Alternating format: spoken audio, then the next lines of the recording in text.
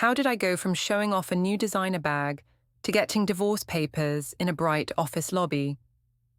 Why did my husband look so calm while everyone watched me freeze? What did he collect in silence while I told people he was controlling? My name is Auda Mercer, and I was 33 when I decided I was done being the responsible wife. I worked as a marketing coordinator for a property company, and I was good at it. People at work liked my ideas. They said I had taste. They said I had energy. At home, I felt like a lamp left on in a hallway. It gave light, but nobody looked at it. Evan, my husband, was 35. He worked with computers at a bank. He liked rules. He liked plans. He liked quiet. He said he liked me too, but I did not feel it anymore. I told myself that love should feel warm. Our apartment felt cold, even when the heater ran. That week, rent was due in 5 days. I knew it. The landlord had sent the reminder. Evan had asked me twice already. He asked if I could transfer my share early. I said yes. I said it with a smile, like I was a good partner. But the truth was simple. I had already spent it. It started small, at least in my head. I told myself I needed a few new things for work. I told myself I had gained confidence, and I deserved to show it. I told myself Evan would not notice because he never looked closely at me. That is what I told myself, and I believed it because it felt better than the other truth. On Tuesday evening, I came home with 2 shopping bags folded inside my tote. I hid them under a stack of laundry before Evan came out of the bedroom. He asked how my day was. I said it was busy. He asked if I ate. I said I grabbed something. He looked at my face like he wanted to find something there, but he did not say what. Mila, our daughter, sat at the table with crayons. She was 6 and always honest. She asked if I brought her a snack. I said I forgot, and I promised one tomorrow.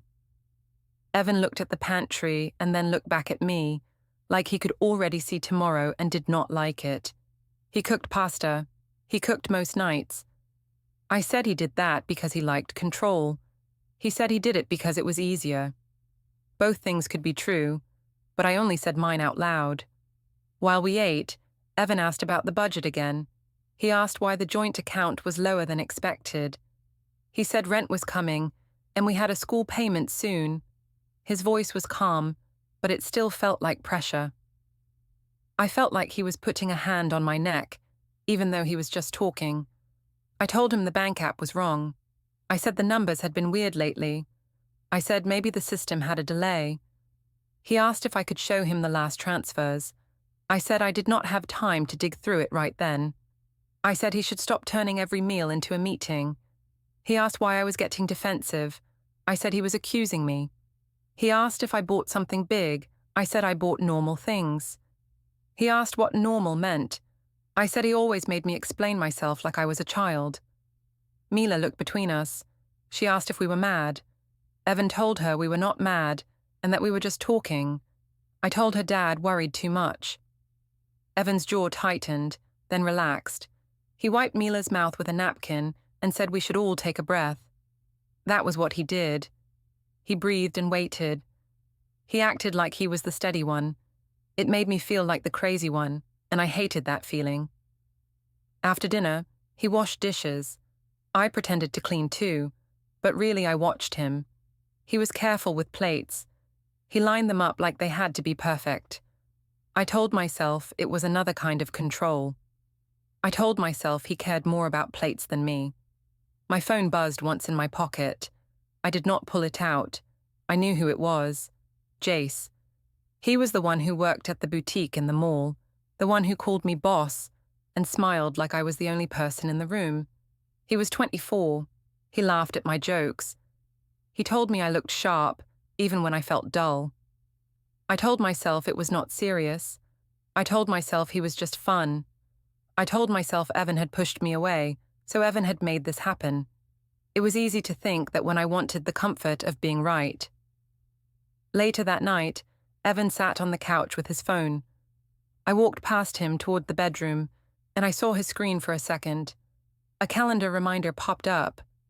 It said downtown 10:45 a.m. He tapped it away fast, like it was nothing. I slowed down and asked what that was. He said it was a work thing.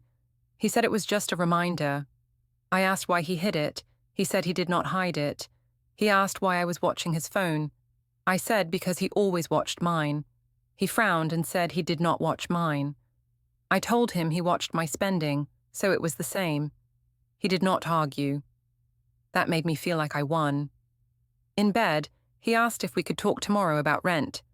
I said we could. I said it in a soft voice. I even touched his arm. He relaxed a little. It was not love. It was a tool. I knew it, but I told myself it was normal marriage behavior. The next day, I went to work and made sure I looked good. I wore a blouse that hugged my shoulders. I wore lipstick. At lunch, I called my best friend Tessa and told her Evan was on my case again. I said he was acting like my father. I said he counted money like it was the only thing that mattered. Tessa asked if he was still being cheap. I said yes. I said he was trying to control me. I said I could not breathe at home. Tessa said I should treat myself. She said men get scared when women shine. I repeated that line in my head, like a prayer. After work, I went to the mall for errands. I told Evan I needed to pick up a few things for Mila. That was partly true. I also needed to see Jace, because I liked the way he looked at me, like I was new. At the boutique, Jace greeted me like we had a secret. He asked how I was. I said I was stressed. He asked why. I said my husband did not understand me. He said I deserved better days. He said I should not live in grey. He pulled a jacket from a rack and held it up. He said it was perfect for me. I said it was expensive.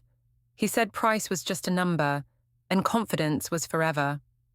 I laughed, and I let him put it in my hands. He asked if I wanted to try it on. I said yes. In the mirror, I looked like the version of myself I wanted people to see. I looked like someone who made choices. I looked like someone who could not be ignored. Jace asked if I liked it. I said I loved it. He asked if I wanted the matching shoes. I said I should not. He said I worked hard and I should reward myself. He said life was short. I knew I should walk away. Instead, I asked him to ring it up. When my card went through, my stomach tightened for a second.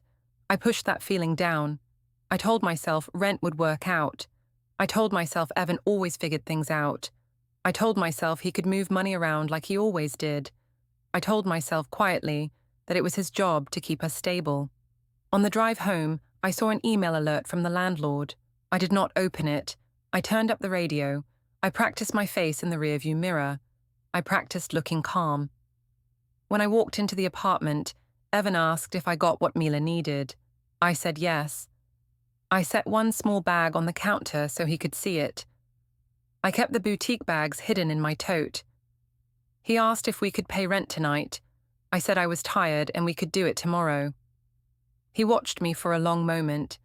He asked if tomorrow was real or just a word. I said he was being dramatic. He said he was being careful. I told him careful felt like control. He nodded once, slow, like he was putting something in his mind. Then he said, okay, and he went to sit with Mila and help her colour. I stood in the hallway with my tote still on my shoulder, feeling my own heartbeat in my ears, and I told myself I was still the good person in this story. At work the next day, I moved like I had a plan. I put my tote under my desk and I kept my phone face down. I told myself that if I acted normal, I would become normal again. I still think that was smart, even now. Our office was open plan, so everyone saw everyone. People heard everything. I liked that when it helped me. I hated it when it did not. That morning, I wore the new blouse and a thin belt that looked expensive. I made sure I walked past the glass wall near the meeting rooms. I wanted reflections. I wanted proof. Tessa noticed right away. She leaned over my chair and asked where I got my outfit.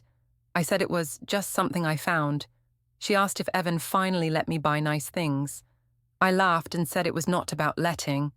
I said I was an adult, and I could do what I wanted. Tessa smirked and said Evan would not like that. I told her he had already started his usual routine. I said he asked about the joint account again. I said he acted like I was stealing. I said he turned money into a weapon. I knew that was not true in a clean way, but it was true in the way I needed it to be. Tessa asked if I wanted to eat lunch outside. I said yes. I wanted a witness. I wanted someone to hear my side first. At lunch, we sat with two other coworkers, Lena and Mark, at a small table near the window. They asked how married life was. I smiled and said marriage was work. Lena said that was normal. I nodded and then added more. I said Evan tracked expenses like he was an auditor. I said he asked questions in a cold voice. I said he acted like the home was his project. Mark asked if Evan was worried about bills. I said he always worried, even when we were fine. I said he had scarcity thinking. I used that phrase because it sounded smart. Lena asked if he was controlling. I shrugged like I did not want to say it. Then I said he could be. That was my trick. I acted humble while planting a story. My phone buzzed under the table. I looked down and saw Evan's name. I did not answer. I waited until Tessa looked at me and raised her eyebrows. I sighed and picked up.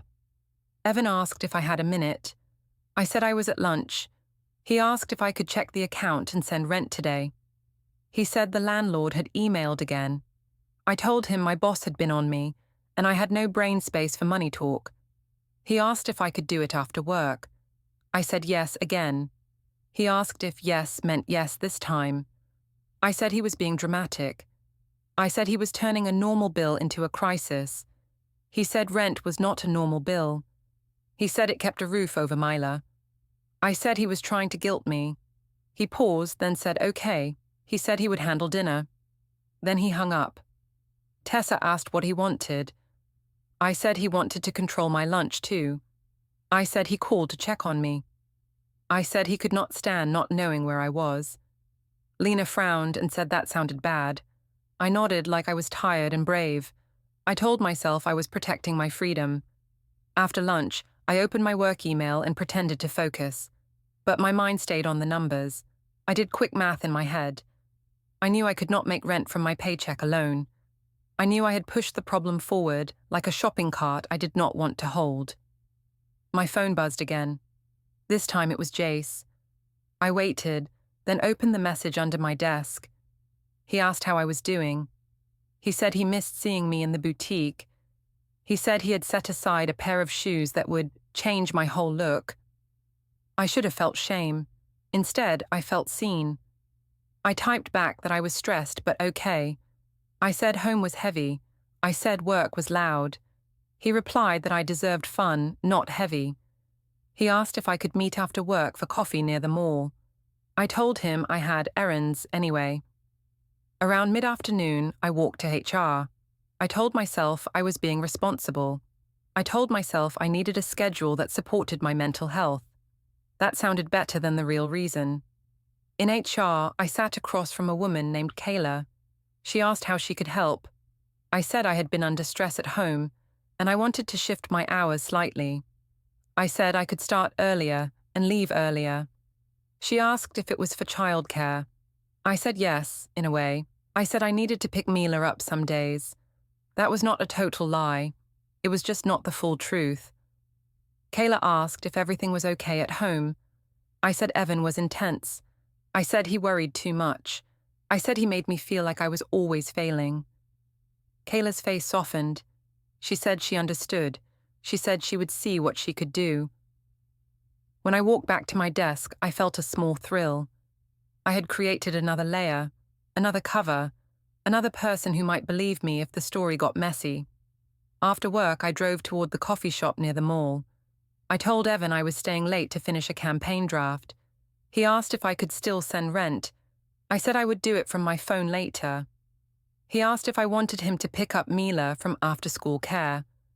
I said yes, like I was doing him a favor by allowing it. At the coffee shop, Jace was already there. He stood when he saw me like I mattered. He asked if I wanted my usual. I said yes, even though I had only met him there once before. He remembered. That made me feel special. He asked how my day was. I said it was exhausting. He asked if Evan was still acting like a boss. I said yes. I said Evan treated me like a line item. I said he never planned anything romantic. Jace nodded like he understood. He said I should not waste my best years. He said I should live. He asked about the jacket I bought. I said it made me feel powerful. He said I looked powerful already. I looked down and smiled. I told myself his words were honest. I did not ask why honesty always came with a price tag. He pulled out his phone and showed me the shoes he mentioned. He said they were limited. He said they would sell fast. I said I should focus on bills. He asked why a grown woman needed permission to spend. I told him I did not need permission.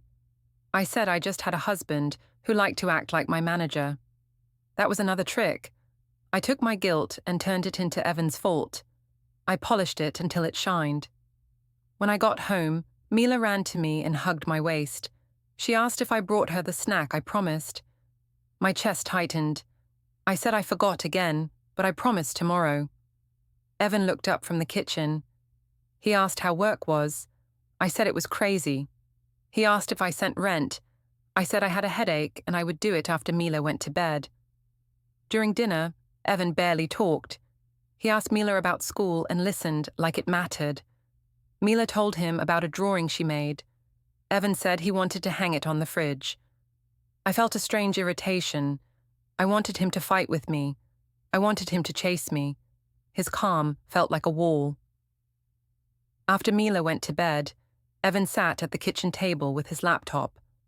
I walked in and saw rows of numbers and dates. I could not see a title. I could not see a name. I just saw order. I asked what he was doing. He said he was organizing bills. I asked if he was making a case against me. He looked at me for a long second and asked why I thought that. I said because he liked control. He said he liked stability. I said those were the same thing. He asked if I was going to send rent tonight. I said yes. Then I went to the bathroom and stared at my face in the mirror, holding my phone, and I did not send anything. I did not send rent that night. I went to bed and acted like sleep was my only problem. Evan stayed in the kitchen for a long time. I heard the chair move. I heard keys tap. I heard the quiet click of the laptop closing. When he finally came to bed, he lay on his side, facing away from me, like he was protecting his own air. In the morning, he asked if I sent the money.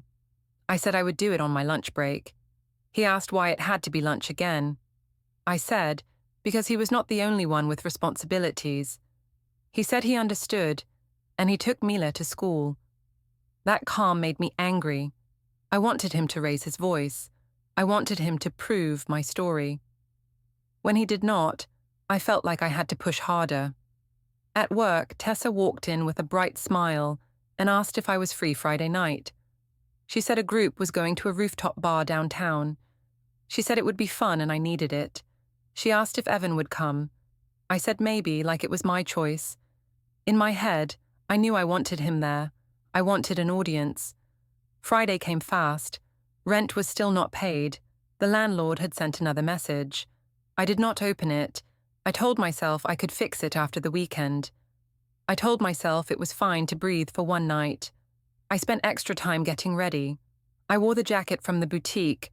I wore the belt and jewelry that looked expensive. I looked at myself in the mirror and told myself I was not doing anything wrong. I told myself it was normal to want attention. I told myself Evan had stopped trying, so I was allowed to try for myself. Evan saw me at the door. He asked where we were going. I said I told him already. He said he remembered, and he asked if it was a good idea right now. I asked what he meant. He said money was tight, and he did not want us to spend more. I said it was one night. He asked if I could talk about rent before we left. I said not now. I said he always chose the worst moments to bring up problems. He asked why I called rent a problem, like it was his fault. I said because he made it feel like a test. He said it was not a test. He said it was a bill. He said Mila needed stability. I said he was using Mila to win. He went quiet after that. On the drive, I played music loud. I talked about work and gossip like nothing mattered. Evan nodded sometimes. Mila was at my sister's place for the night, so the car felt too open. Evan's silence filled it. At the rooftop bar, the air smelled like smoke and sweet drinks. The lights were warm and bright. People stood close together, laughing. Phones were up everywhere. Tessa waved at us from a long table. Lena and Mark were there too, and a few people from another department I barely knew. I liked that. I liked strangers seeing me. Tessa looked at my outfit and said I looked expensive. I smiled. Evan sat beside me, stiff. Tessa asked Evan if he was okay. He said he was fine. She asked if he was still counting pennies. Evan's eyes flicked to me. I did not stop her. A few drinks came fast. People ordered without looking at prices. Tessa told a story about a guy she dated who was cheap. She made jokes that were not about Evan, but everyone knew they were. Mark laughed. Lena laughed. I laughed too, because I wanted to belong more than I wanted to be fair. Evan asked me quietly if we could leave soon. I asked why he was being boring. He said he was tired. I said he was always tired when I wanted fun. He asked if we could at least skip ordering more. I said he could skip, but I would not. Then Jace showed up. I did not invite him in a direct way, but I had told him where we were going. I had said it like a casual detail. He arrived like he owned the night. He wore a fitted jacket and clean shoes. He smiled when he saw me, and it was the kind of smile that carried a secret. Tessa noticed him first. She asked who he was. I said he was a guy from the boutique who helped me find an outfit. Tessa's eyes sparkled like she'd found a new toy. She asked him his name. He told her, and she welcomed him like he was part of our group. Evan watched the whole thing. He asked me, in a low voice, why Jace was here. I said he just happened to be downtown. Evan asked how that was possible. I said it was a small city. I said Evan always jumped to dark thoughts. I said it was embarrassing. Jace leaned in and asked if I wanted another drink. I said yes. Evan asked if we could talk outside for a minute. I said we were already outside, so he should stop. I said he was making a scene. The truth was he was not. He was trying not to. Tessa started taking photos. She told everyone to squeeze closer. She posted a story and tagged me. She told me I looked like I had upgraded my life. I laughed louder than I needed to. Evan stayed at the edge of the photo, half in the frame. I did not pull him in. I told myself he chose that. I told myself I was not responsible for his discomfort. Later, Evan asked me again if we could leave. I said we would leave when I was ready. He asked if I remembered rent. I rolled my eyes and said he could not go 1 hour without money talk. He said it had been days, not an hour. I said he was counting again. Jace asked if Evan was always like this. I said yes, and I said it with a smile. I said Evan liked rules more than people. Evan's face changed. He asked me if I heard myself. I said he was sensitive. At one point, someone suggested an after-party at a club nearby. Jace said he knew the place and it was worth it. Tessa cheered. Evan said he was going home. Tessa asked if he needed permission from his boss, and she pointed at me like it was a joke. Everyone laughed. Evan stood up. He did not shout. He did not grab my arm. He did not insult anyone. He simply said he was leaving. He asked if I was coming. I said no. I said I was not a child. He nodded once and walked away through the crowd. For a second, the table got quiet. Then Tessa made a face and said Evan was dramatic. Mark said Evan needed to relax. I nodded and said yes. I told myself I had won. I told myself his leaving proved he was the problem. But when I watched his back disappear toward the elevator, my stomach turned cold.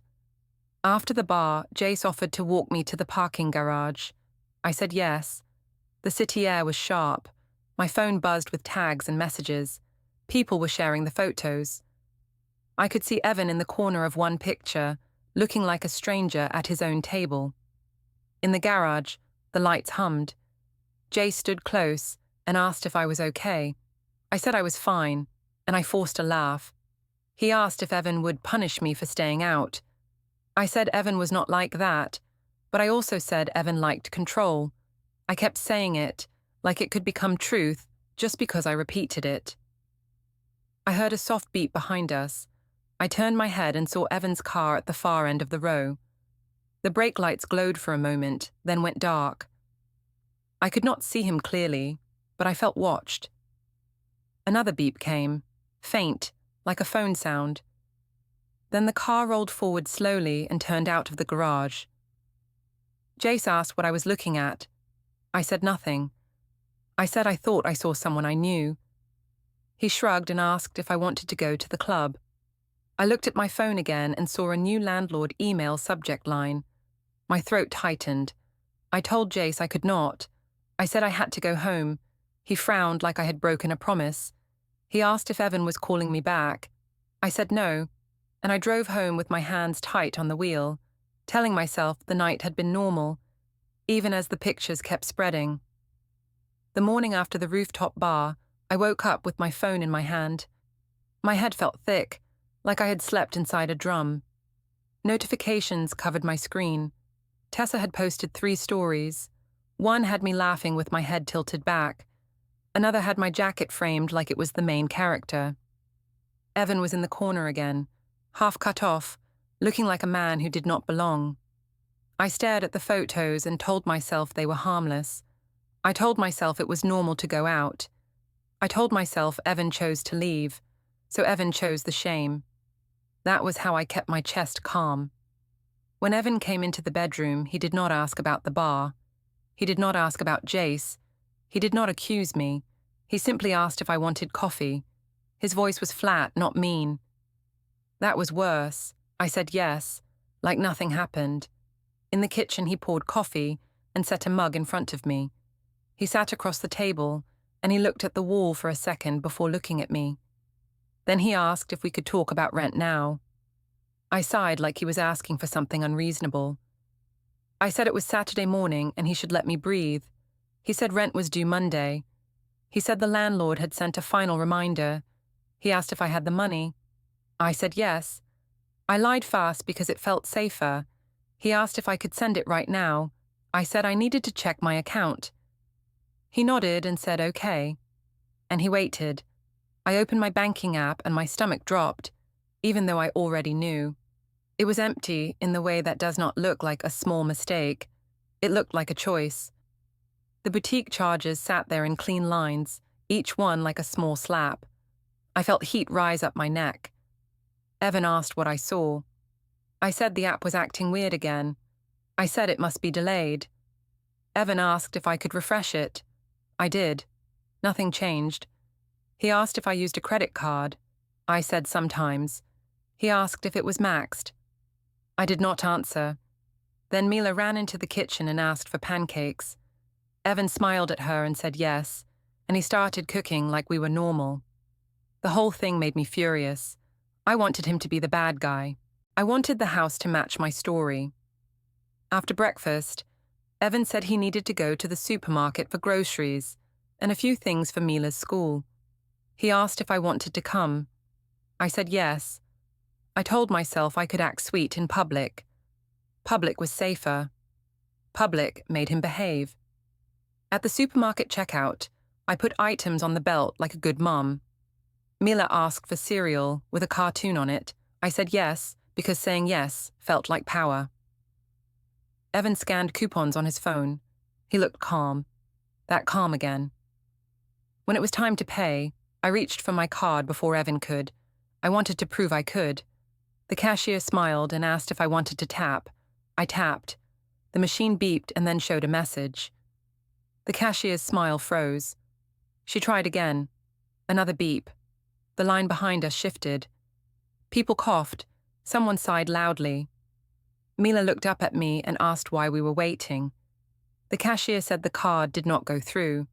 Her voice was polite but clear. I felt my ears burn. I laughed and said the machine was probably broken. I said I had used that card yesterday. I acted like it was funny. Evan did not laugh. He pulled out his card and paid without a word. The cashier said thank you. The receipt printed, long and loud. As we walked out, Evan asked, quietly, if my card was declined because of the rent money. I said no. I said it was a bank error. I said his bank probably blocked something because he watches the account. I said he must have changed settings to embarrass me. I said it like I believed it. Evan stopped by the car and looked at me. He asked if I was saying he sabotaged my card. I said I did not know. I said he had been acting strange. I said he had secret meetings. I said I saw his calendar reminder. I said he was hiding things too. He took a slow breath. He asked me to stop. He asked me to be honest for once. I said I was honest. I said he just did not like my truth. We drove to the school after that, because Evan needed to drop off supplies. Mila's teacher had sent an email earlier about a small payment for a class trip. I had seen it and ignored it. Evan had seen it too. In the school pickup line later, Mila asked if she could go on the trip. Evan said yes, if everything was arranged. Mila asked if I would come too. I said maybe, like I was a celebrity checking her schedule. Evan did not look at me.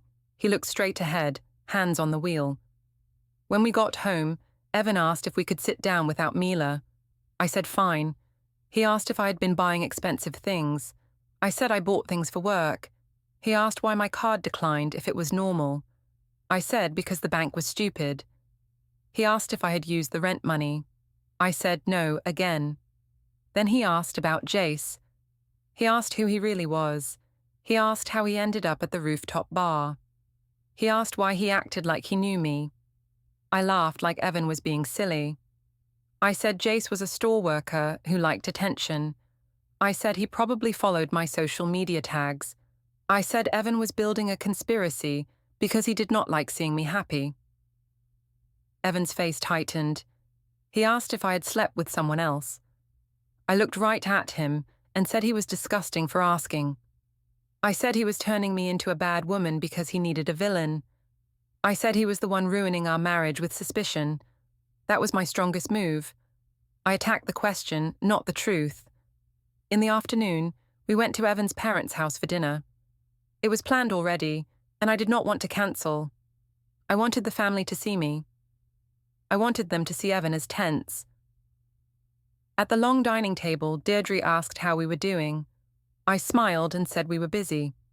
Paul asked if rent was okay, because he had heard the area had rent increases. Evan did not answer right away. I jumped in and said Evan was stressed, and he kept talking about money, like it was the only thing in life. Deirdre asked if Evan was sleeping enough. I said he stayed up late with spreadsheets and acted like a manager. Renee watched me with a still face. She asked if I was working late often. I said yes. I said I was carrying the household energy while Evan carried numbers. Evan finally spoke. He said he was trying to keep things stable for Mila. He said he did not want drama. I laughed softly and said he always talked like he was the hero. Deirdre's eyes went sad.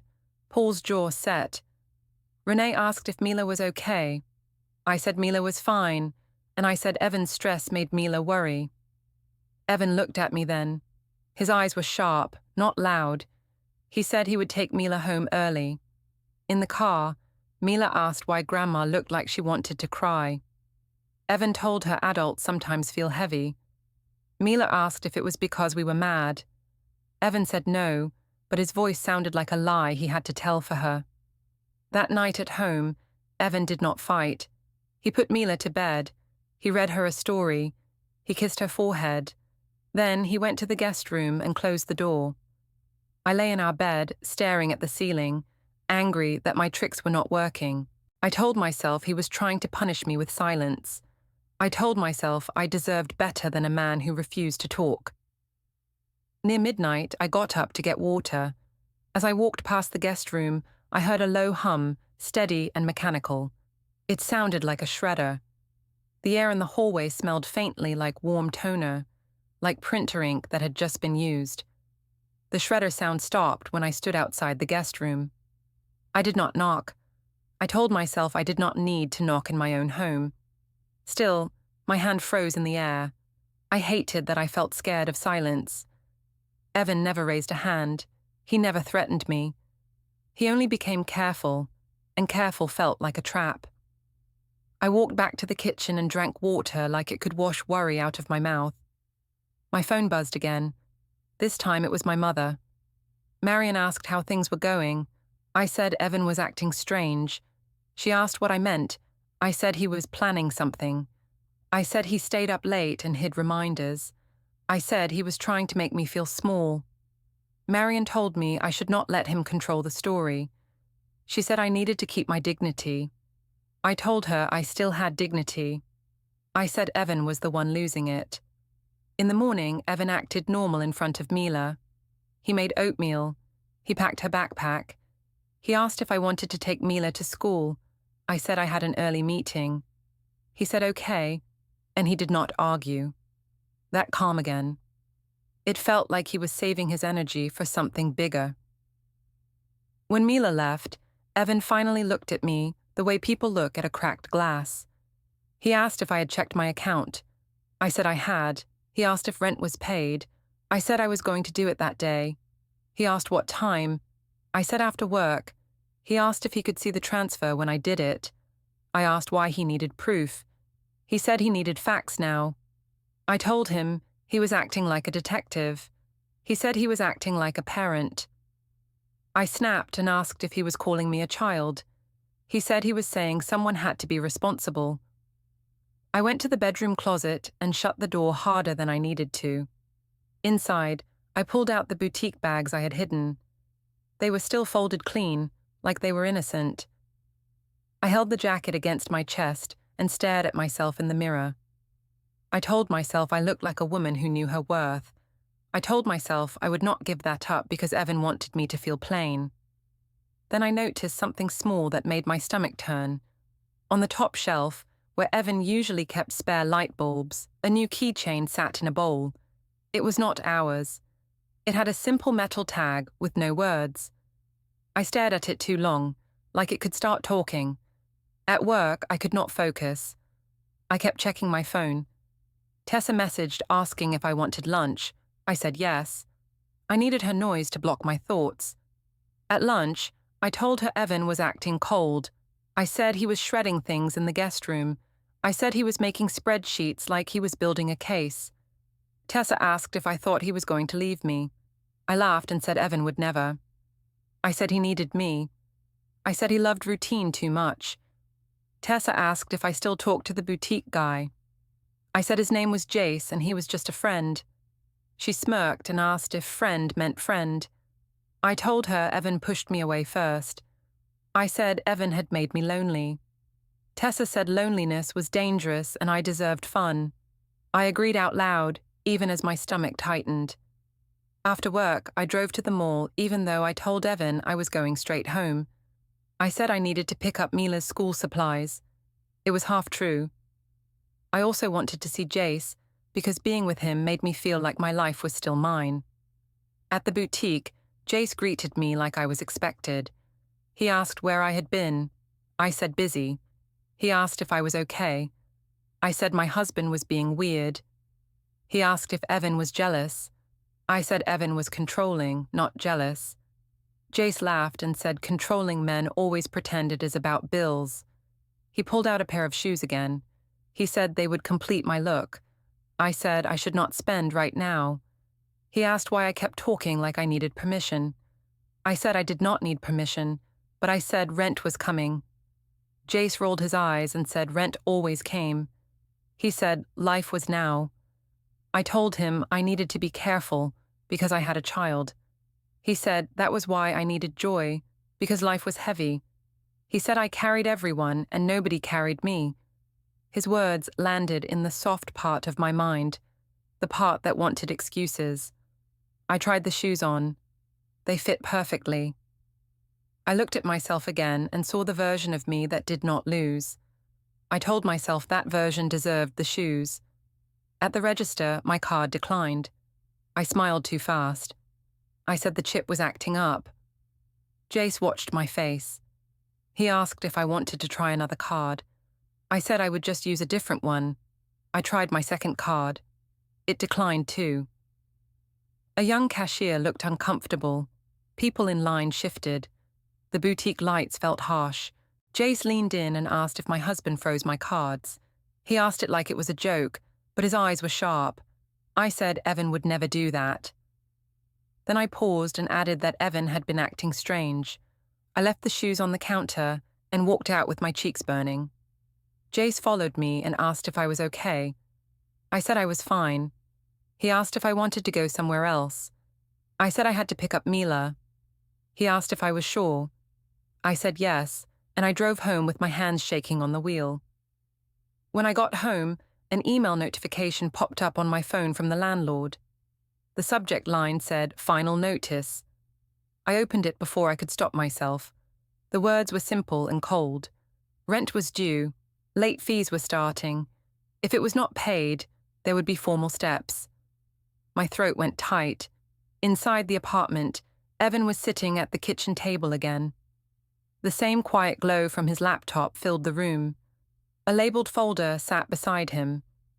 I could see the word utilities on the tab. Another folder was stacked under it. I could not see the title. I could smell faint toner again. I decided to change tactics. I put my purse down gently. I smiled. I asked if he wanted tea. He looked up like he did not recognize the version of me in front of him. He said yes. I made tea and set it in front of him. I touched his shoulder and asked how his day was. He said it was fine. He asked how mine was. I said it was hard, and I said I felt alone. I said I missed us. I said I wanted to reset. He listened without moving. Then he asked one question. He asked if rent was paid. My smile slipped. I said I was about to do it. He asked how. I said I would move money around. He asked from where. I said I would figure it out. He nodded once, slow, like he had expected that answer. I tried to push again. I said I was under stress and he should stop interrogating me. He asked if I was calling basic questions an interrogation. I said yes, because it felt like he was judging me. He said he was measuring reality. Mila came home with her backpack bouncing. She ran to Evan and showed him a paper from school. Evan praised her. He asked what she needed for tomorrow. Mila said she needed a small payment for a class trip and a signed form. Evan said he would handle it. Mila looked at me and asked if I would come to the trip day. I said maybe. Evan looked at me and said Mila needed stable answers now. After Mila went to her room, Evan stood up and walked to the hall closet. He opened it and took out a plain box. He did not hide it. He carried it toward the door, like it weighed nothing. I followed him and asked what he was doing. He said he was organizing important things. I told him he was acting like we were already done. He said he was acting like a father. I told him he was punishing me. He said he was preventing chaos. We ended up on the stairwell landing because Evan said he needed air.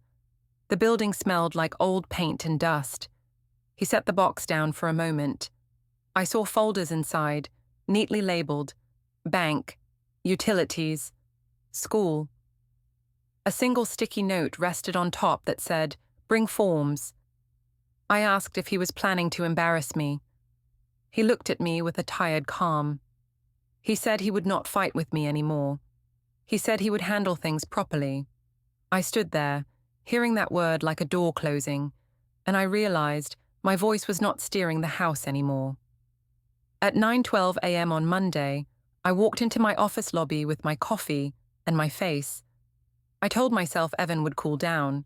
I told myself he was only trying to scare me. A woman in a blazer stepped in front of me. She asked if I was Order Mercer. I said yes. She said she had documents for me and asked me to accept service. I laughed and said this was insane. She said she would leave them by my hand if I refused. People from my floor slowed down and looked. Evan stood near the security desk,